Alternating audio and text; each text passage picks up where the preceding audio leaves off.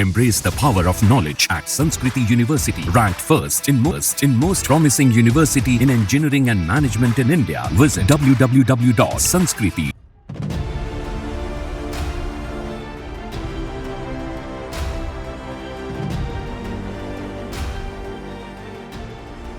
केंद्र सरकार ने यूनिफाइड पेंशन स्कीम को मंजूरी दे दी है। इससे रिटायरमेंट के बाद पेंशन की गारंटी मिलेगी। सरकारी कर्मचारी लंबे वक्त से नेशनल पेमेंट सिस्टम यानी कि एनपीएस को वापस लेने और पुरानी पेंशन योजना को बहाल करने की मांग कर रहे थे। सरकार ने पुरानी पेंशन योजना और एनपीएस को मिक्स करके यूनिफाइड पेंशन स्कीम बनाई है। आइए जानते हैं यूनिफाइड पेंशन स्कीम क्या है और इसमें और एनपीएस में क्या अंतर है। यूनिफाइड पेंशन स्कीम यानी यूपीएस प्रधानमंत्री नरेंद्र मोदी की अगुवाई वाली सरकार की नई पहल है। ये काफी हद तक ओल्ड पेंशन स्कीम की तरह है।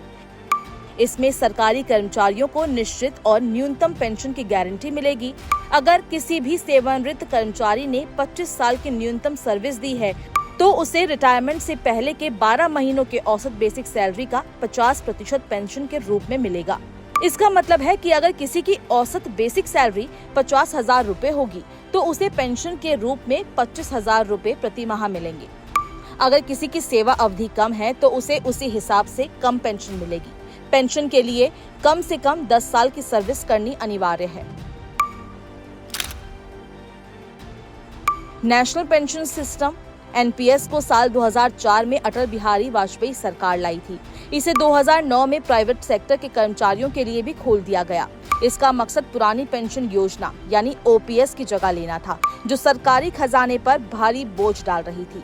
सरकारी कर्मचारियों ने शुरू से ही इसका विरोध किया, जो अब तक जारी था।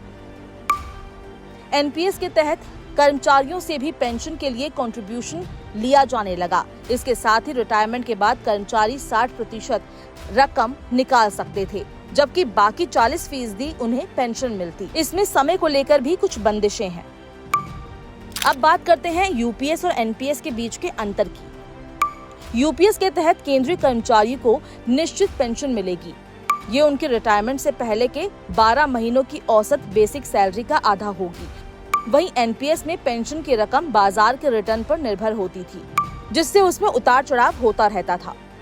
यूपीएस और एनपीएस दोनों में सरकारी कर्मचारियों को वेतन का 10% योगदान देना होगा। हालांकि सरकार अपना योगदान बढ़ाएगी। वहीं एनपीएस में 14% कंट्रीब्यूट करती थी, जबकि यूपीएस में 18.5% करेगी।